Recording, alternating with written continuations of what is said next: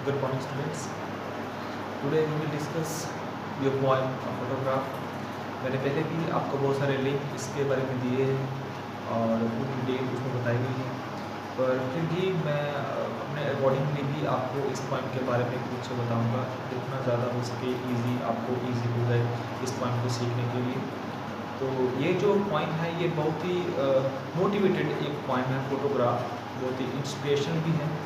क्योंकि इस पोइम का जो थीम है, इस पोइम का जो मैसेज दिया हुआ है वो बहुत ही ज़्यादा कॉन्फिडेंस लेवल भी बढ़ाने वाला है। और इसमें एक सच्चाई भी बताई हुई है कि जो नेचुरल थिंग्स होती हैं वो कभी भी नहीं मरती, और जो शॉर्ट लिव्ड चीज़ें होती हैं जिनकी एज कम होती है या अननेचुरल थिंग्स हैं वो जो है वो कभी ना कभी ख़त्म हो ही जाती है। तो ये एक बड़ा ही पॉजिटिव मैसेज इस आपकी जो पॉइंट है फोटोग्राफ में दिया हुआ है। तो चलिए शुरू करते हैं इस पॉइंट के बारे में। इस पॉइंट में इसके वर्ड मीनिंग्स और डेफिनेशन और एक्सप्लेनेशन के बारे में और पॉइंटिंग डिवाइसेस के बारे में डिस्कस करेंगे। तो चलिए बढ़ते हैं आपके वाइट बोर्ड की तरफ, वहाँ से हम इसको पहले रीड आउट करते हैं और बाकी डिटेल जो है वो आपको साथ से आपको सारी बताता हूँ।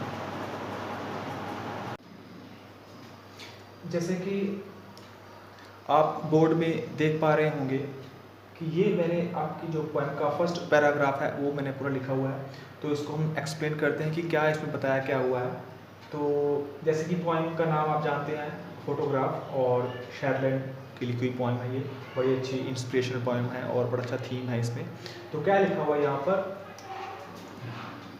The cardboard shows me how it was.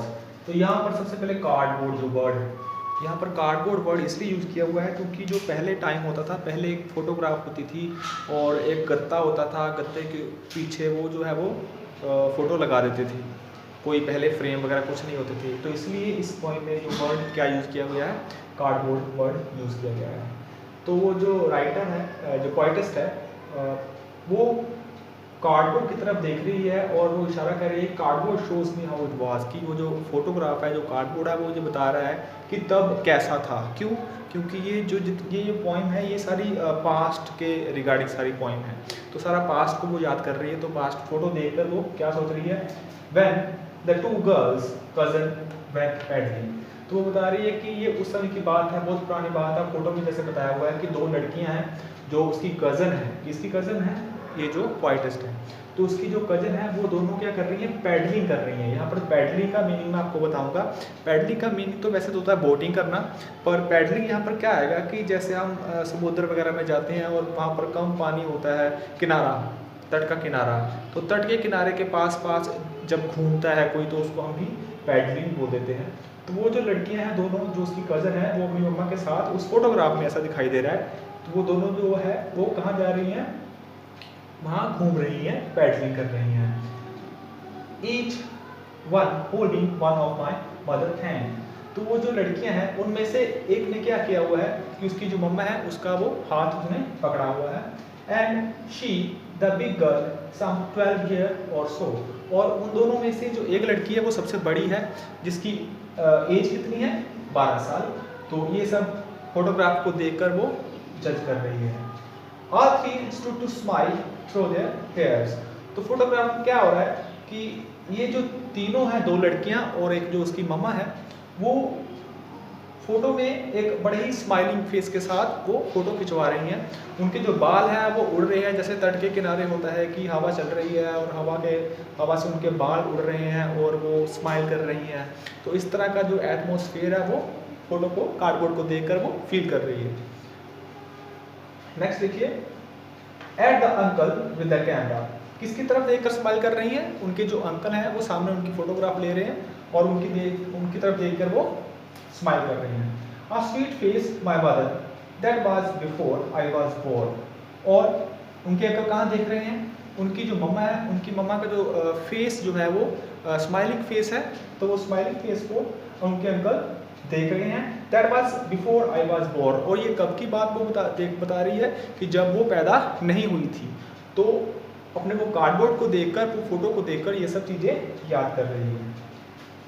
And the sea which appears to have changed less. तो अभी क्या हो गया है उसको याद आ रहा है कि जैसे मैंने आपको बताया था कि इसमें जो मैसेज है बड़ा ही एक मोटिवेशनल मैसेज है। वो तस्वीर को देखकर ऐसी सोच रही है कि जो समुद्र है, समुद्र जो है वो उसको लग रहा है कि समुद्र कभी भी चेंज नहीं होता, इमोर्टल थिंग है, वो कभी भी चेंज नहीं होता, चेंज लेस, कभी भी चेंज नहीं होता। तो नेक्स्ट लाइन में क्या बताया हुआ है, washed their terribly transient feet. तो वो जो सी है, सी तो खत्म नहीं होगा, पर सी क्या कर रहा है कि उनके जो पैरों के निशान हैं उनको बड़े जल्दी से क्या कर रहा है, वो ट्रांजिट कर रहा है। उनके जो ट्रांजिट क्या होता है कि कुछ चीज़ें होती हैं जो शॉर्ट लिव्ड होती हैं, ट्रांजिट इट मीन की शॉर्ट लिव्ड। कुछ चीज़ें जो बहुत शॉर्ट लिव्ड होती हैं उनको जो है वो नेचुरल थिंग्स हमेशा वो मिटा ही देती हैं। इसके बारे में बताया हुआ है कि सी क्या कर रहा है, उनके जो पैरों के निशान है वो उनको मिटा रहा है। नेक्स्ट देखिए, some 20-30 years later she had laughed at the snapshot। तो क्या होता है कि 20 और 30 साल पहले उनकी जो मम्मा थी, मम्मा क्या करती है, मम्मा उस फोटो को देखकर क्या करती है, वो हंस रही होती हैं। सी बैटी एंड डॉली, वही जो कजन थे दोनों, उनको बुलाती हैं बैटी एंड डॉली। क्या कहती हैं, शी हैड से एंड लुक हाउ दे। तो वो उनको बोलते हैं कि देखो, हम जो थी आपको जब कहीं घुमाने के लिए लेके जाते थे, बाहर लेके जाते थे, तो हम तुम आपको कैसे ड्रेस करते थे, dressed hard for the beach, कि कैसे मैं आपको बाहर घुमाने के लिए, बीच पर ले जाने के लिए कैसे मैं आपको ड्रेस करती थी। वो जो मम्मा है, वो मम्मा 20 और 30 साल पहले फोटो को देखकर वो उनको हंस रही हैं और बच्चों को बता रही हैं। The sea holidays was her past, mind is her laughter, both wry with the laboured case of lost. तो क्या होता है आगे, the sea holidays were her past. तो क्या था, अब क्या हुआ है कि जो सी हॉलीडे होती थी, जो गर्मियों की छुट्टियां होती थी, वो क्या अब क्या हो गया है, वो पास्ट हो गया है, समय जो है वो बीत चुका है। Mind is her laugh. तो अभी जो लेखिका है, लेखिका के माइंड में क्या रह गया है, बस वही हंसी। जब उनकी जो मम्मा है 20 साल पहले उन्होंने अपनी फोटो देखी थी, तो वो हंसती हुई, वो जो लेडी है जिसने ये कविता लिखी है, वो उनको देखती है और उनके दिमाग में बस उनकी वो यादें ही रह गई हैं, उनका हंसता हुआ जो चेहरा है वही उनके दिमाग में रह गया है। Both wry with the laboured case of loss. पर वो लेखिका फोटो को देखकर ये भी याद कर रही है कि इन सब चीज़ों का उनको नुकसान भी हुआ है।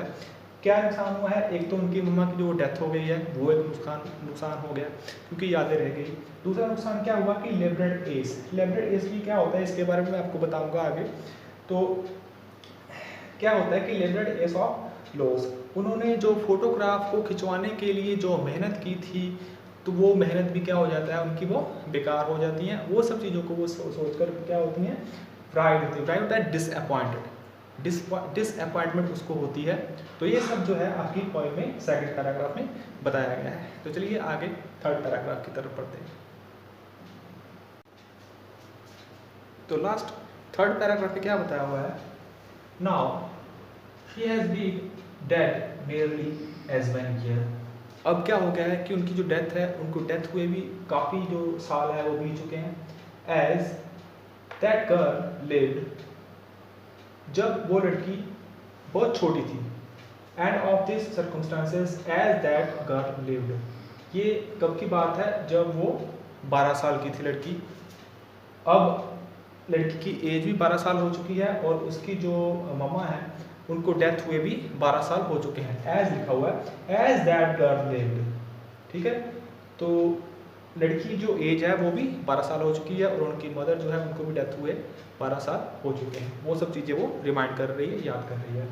एंड ऑफ दिस सर्कमस्टांसेस, और ये जो स्थिति है, ये जो सर्कमस्टांसेस है, इससे क्या होता है, देयर इज नथिंग टू से एट ऑल। वो जो फोटोग्राफ को देख रही है, जो इसकी पोइट है, पोइटिस्ट है, वो क्या बोल रही है कि there is nothing to do से एट ऑल, कि अभी जो है वो कुछ भी नहीं किया जा सकता।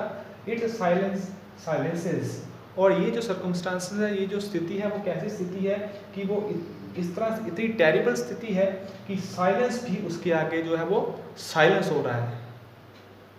कि जब को किसी फोटोग्राफ को या किसी अपनी पुरानी किसी याद को जो कोई इंसान देखता है, तो वो पर्सन जो फोटोग्राफ में होते हैं वो सामने ना हो, तो वो जो स्थिति होती है, मन जो एकदम फील्ड विद ग्रिप से भर जाता है, ग्रिप से भर जाता है, तो वो जो साइलेंस है वो इस तरह से लगता है कि उसके आगे तो ये साइलेंस बिल्कुल साइलेंस हो जाता है। तो ये सब इस पोएम में बताया हुआ है। तो इसके बारे में जो कुछ पॉइंट्स हैं आपको नोट करने वाले, वो मैं आपको बताता हूँ क्या क्या पॉइंट आपको नोट करने वाले हैं।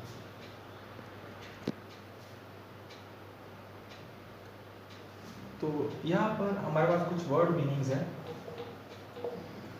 जिनके बारे में आपको पता होना ज़रूरी है। सबसे पहले देखिए, ट्रांजिएंट क्या होता है? शॉर्ट लिव्ड और something which is not short time. कुछ भी ऐसा जो बहुत थोड़े समय के लिए होता है, जैसे मैंने आपको पोएम में बताया कि पैरों के निशान, वो थोड़ी देर के लिए ही थे, समुद्र का जो पानी है उसको उसने मिटा दिया, तो वो जो पोएटिस्ट है वो याद कर रही है। उसके बाद राई, राई क्या होता है कि डिसअपॉइंटमेंट, जैसे मैंने बोला आपको कि वो जो फोटोग्राफ को देखकर वो डिसअपॉइंट हो जाती है क्योंकि उनका लॉस हो जाता है दोनों का, उनकी मदर की डेथ हो जाती है, वो उनके पास नहीं है, और जो उन्होंने मेहनत की होती है वो मेहनत वो बेकार उनको महसूस होती है। कार्डबोर्ड, जो यहाँ पर मैंने बोला कार्डबोर्ड, क्यों याद रखना कि कार्डबोर्ड वहाँ पर पोएम में उस फोटोग्राफ को बताया गया है, ठीक है, ये बात का ध्यान रखना, इसलिए मैंने ये लिखा है कार्डबोर्ड किसके लिए कहा गया है? फोटोग्राफ के लिए। और लैम्बर्ड लैम्बर्ड यहाँ पर क्या होता है? हार्ड वर्क हम इसको बोल सकते हैं। इसके बारे में एक लैम्बर्ड ये दो वर्ड इकट्ठे साथ में यूज़ किए हुए हैं, इसके बारे में आपको बताता हूँ कि ये लेबरस क्या है। यहाँ पर इस पोएम में लैम्बर्ड इज एक तरह का डिवाइस हम बोल सकते हैं। क्या होता है? ये एक डिवाइस है, इसको हम ऑक्सीमोरॉन बोलते हैं पोइट्री में। ऑक्सीमोरॉन क्या होता है? एक टाइप होती है, फिगर ऑफ स्पीच होती है, कुछ बात कहने का एक तरीका होता है, उस डिवाइस का नाम है ऑक्सीमोरॉन। और ये जो वर्ड है ऑक्सीमोरॉन है, ये ऑक्सीमोरॉन क्यों है? क्यों? A phrase that combines two words, ठीक है, कोई भी फ्रेज हो, फ्रेज क्या होती है कि जिसमें कोई भी सब्जेक्ट नहीं होता, ही शीट वगैरह नहीं होता, एक छोटा सा टुकड़ा होता है किसी सेंटेंस का, उसको हम फ्रेज बोलते हैं।